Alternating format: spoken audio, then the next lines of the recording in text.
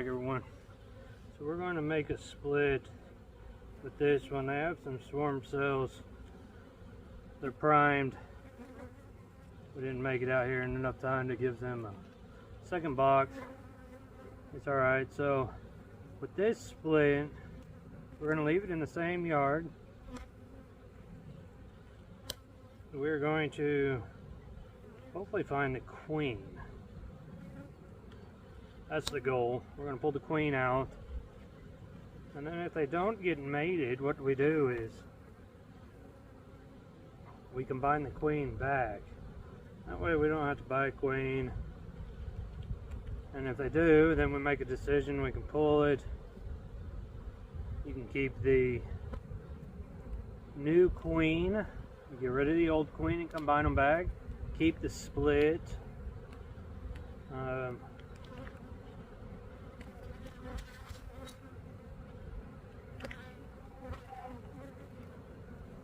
However you want to do it.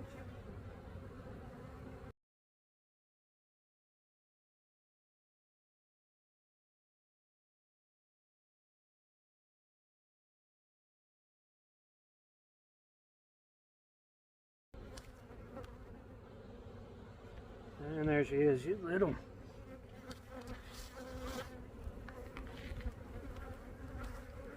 See if you spot her right quick. She's right there. She's a little one. So what we're going to do is we're going to pull her. We're going to put her in this box.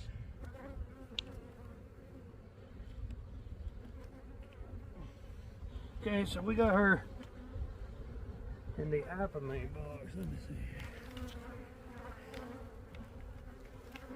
See if you guys can see it. Alright, so we have her here in this apamate box.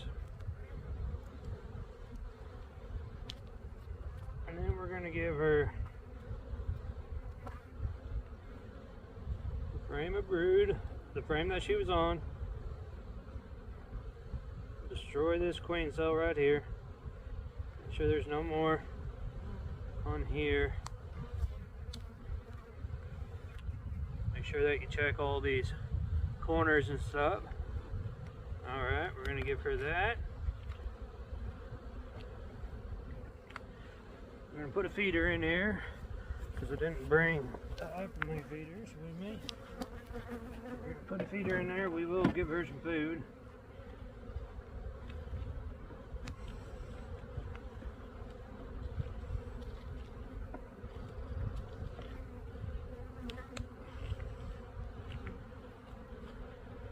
And we will give her one more frame.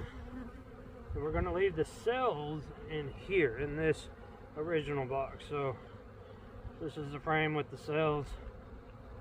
We're going to leave that here.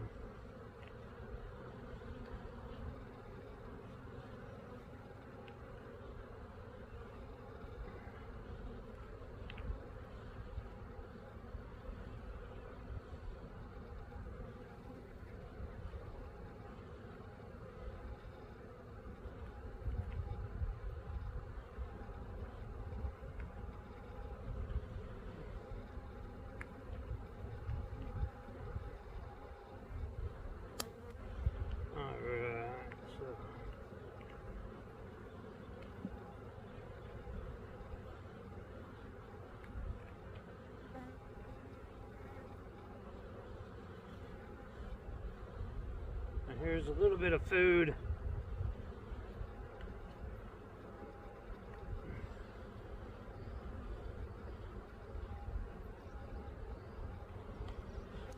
There's a little bit of food on that one, so we'll give that to her.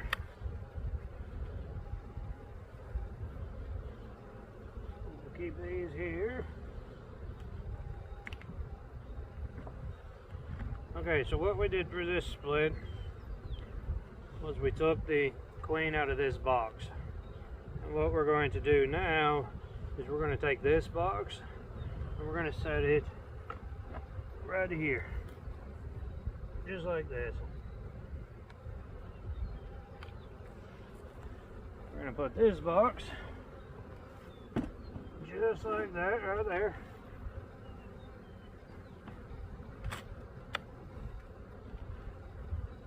then I'll get some frames for this one. Hold on. Alright, give her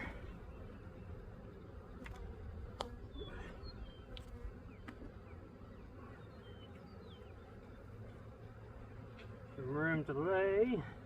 So a drawn comb there. And another one. These have some food on them and stuff, so we're not going to give them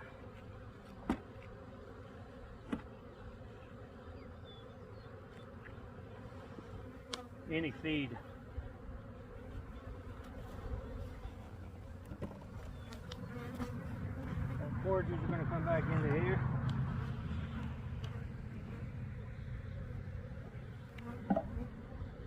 Alright, so this one we found the queen. We took the queen out of the original hive here. The original hive was here. We switched their locations. The queen is here. She's going to get all her foragers back. This original hive now is going to raise a new queen. We'll put frames up here. And this one right here, we're going to give them some food frame as well. We'll put a feeder down here.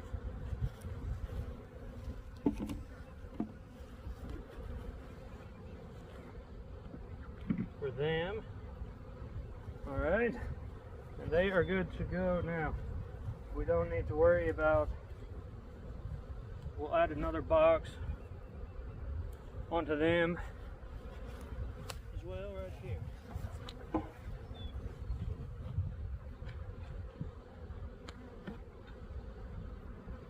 Alright, so we are leaving them in the same yard. The foragers are going to come from here. They're going to go back into this hive here. And so then they'll just beat the young nurse bees into here. And they will take a queen easy.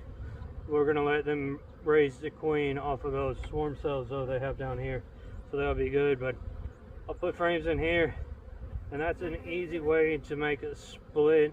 If you find the queen, you just move the queen out. We like to reverse or switch places with the queen in the original box and or in the original location, so she gets all the foragers back, and then the new one off to the side. That's how we do it in a same yard situation with finding the queen.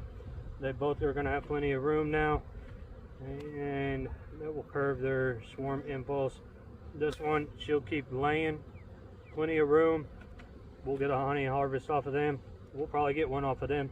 It's a big hive, so more than likely we'll be able to pull a little bit of honey as well on these, on both of these. So that's how we do our splits. This is how we mainly will split a hive. We'll take the queen out and we'll find a queen, and then sometimes I'll just put the queen right here directly on top of the hive, and we'll shake a whole bunch of bees in, because again the foragers are going to go back to the original location. And then that way, the reason I do it is for a few different purposes. I always have a queen available, so you know it might be a 90% take on queens right now, but as the year goes down, that take gets lower and lower. And so if this queen fails, or she doesn't come back mated or anything, then I can pull the original queen and just introduce them, and introduce that whole colony back together.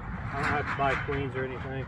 If it does take, if both queens are laying great and everything, then we can have two colonies, or again pinch the old queen, introduce the new queen with the newspaper combined, and then you have one giant colony ready for the honey flow. So if you're after honey, that's how you can get a really good honey harvest.